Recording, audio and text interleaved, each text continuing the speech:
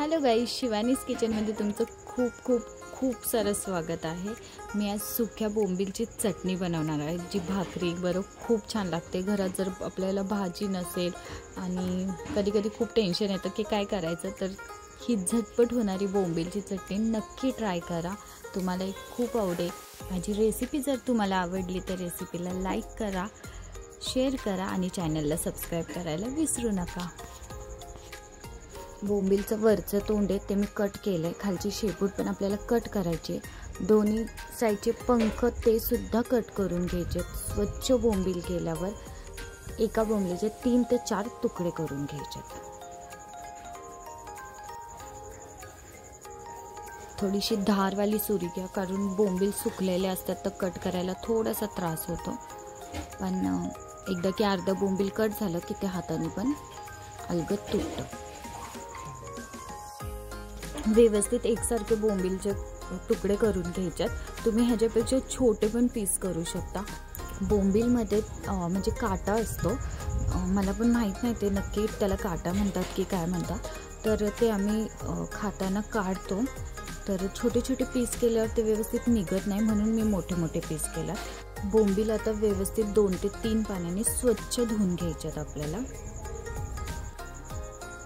तुम्ही बघू शकता पाणी किती घाण झालंय। आता मी बोंबील म्हणजे पाणी काढते आणि दुसरं पाणी परत आपण टाकूया बोंबीलमध्ये, आणि आता ते मी भिजत ठेवणार आहे अर्ध्या तासासाठी। तुम्ही 15 ते 20 मिनिटं सुद्धा ठेवू शकता। बोंबील आता भिजत ठेवून म्हणजे वेळ झाला होता भरपूर। त्यानंतर मी इथं कढई घेतली, कढईमध्ये तेल टाकले। तेल थोडंसं जास्त टाकायचं आहे आपल्याला, कारण बोंबीलमध्ये जेवढं तेल असेल तेवढं छान लागते भाजी खायला। तेल गरम झालं की आपल्याला म्हणजे बोंबील जे आपण भिजत ठेवले होते ते पाण्यातनं काढायचे आणि तळून घ्यायचे। तर मी पूर्ण बोंबील एकसाथ टाकले। तळून म्हणजे पूर्ण असं आपल्याला क्रिस्पी नाही करायचं, थोडंसं आपल्याला 5 ते 10 मिनिटं तेलामध्ये ते परतून घ्यायचे।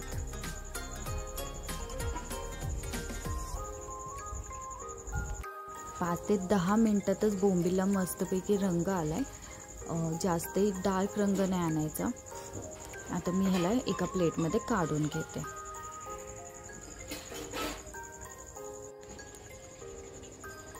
चार ते 5 मोठा साईजचा कांदा, म्हणजे कांदे मोठे साईजचे 4 ते 5 ते मी चौकोनी चिरून घेतले होते। खूप बारीक पण नाही चिरायचं आहे आणि खूप मोठाही नाही ठेवायचा, मीडियम चौकोनी साईजचा मी कांदा चिरून घेतला होता। 2 टोमॅटो पण चिरले होते, आलं लसणाची पेस्ट पण करून ठेवली होती, ते तुम्हाला दाखवलं नाही आहे।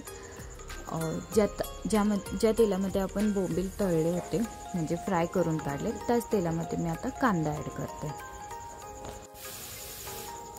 कांदा आपल्याला व्यवस्थित परतून घ्यायचा आहे तेलामध्ये, काहीच घाई करू नका। जर कांदा कच्चा राहिला तर बोंबीलची चटणी आपली चांगली नाही लागणार, नाहीतर चटणीतला कांदा करकरीत लागेल, चटणीही चांगली लागणार नाही।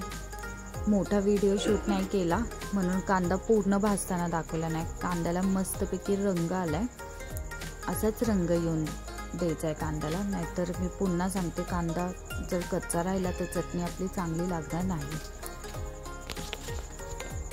त्यामध्ये आता आलं लसणाची पेस्ट टाकूया, ऑप्शनल आहे, मला आवडते म्हणून मी ॲड करते। तुम्हाला नसेल टाकायची, नसेल तुमच्याकडे अवेलेबल, तुम्ही नाही टाकली तरी चालेल। व्यवस्थित आलं लसणाची पेस्ट आता कांद्याबरोबर परतून घ्यायची आहे। आलं लसणाचा कच्चापण आहे तो आपल्या चटणीला लागायला नाही पाहिजे, उग्रपणा लागायला नाही पाहिजे, त्यामुळे व्यवस्थित परतून घ्यायचं आहे। मी इथं लाल तिखटची करणार आहे चटणी, छान लागते खायला। जर तुम्हाला नसेल आवडत तर तुम्ही ह्याच्या जागी हिरवी मिरची सुद्धा ॲड करू शकता। जिथं मी आलं लसूण ॲड केले त्याच जागेवर तुम्ही हिरवी मिरची पण ॲड करू शकता, आणि लाल तिखट तुम्ही स्किप करा। 2 मोठ्या साईजचे मी टोमॅटो चिरले होते, मी तुम्हाला ऑलरेडी सांगितले, ते ॲड करते। आता परतून घेऊया 2 मिनिटासाठी।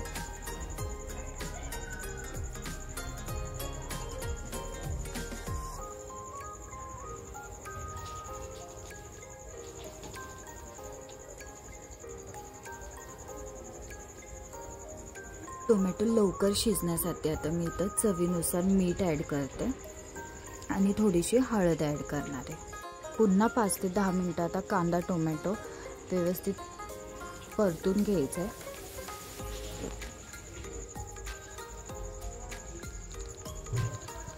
व्यवस्थित कांदा टोमॅटो परतला त्यानंतर घरचा जो काळा मसाला असतो तो मी ॲड केला आहे. तुम्ही लाल मिरची पावडरसुद्धा ॲड करू शकता. त्यामध्ये थोडंसं चवीनुसार धने पावडर ॲड केली. आता हे सगळे मसाले आपण व्यवस्थित पुन्हा परतून घेऊया.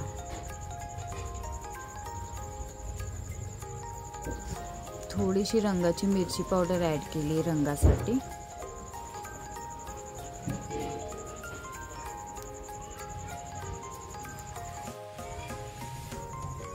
पुन्हा मिक्स करायचं आहे.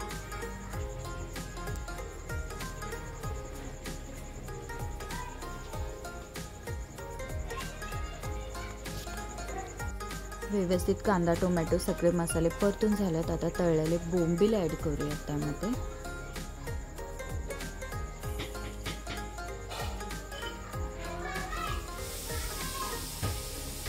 आता पुन्हा मिक्स करायचं. मिक्स करण्याची प्रोसेस थोडी जास्त आहे.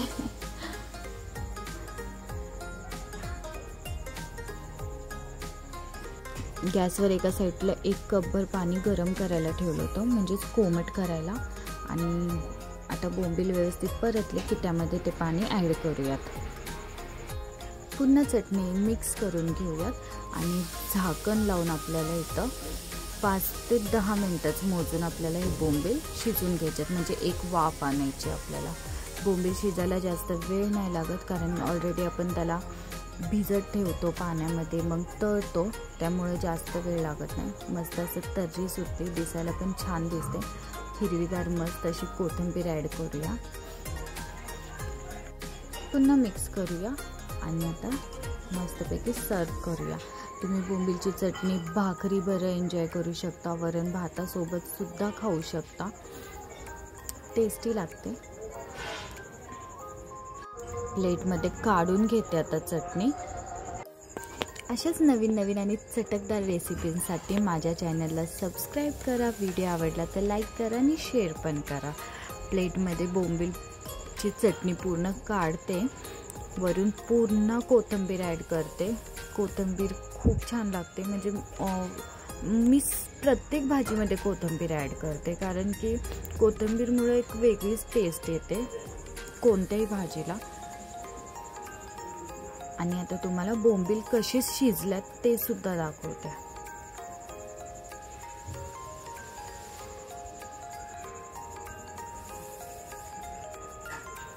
Thank you for watching.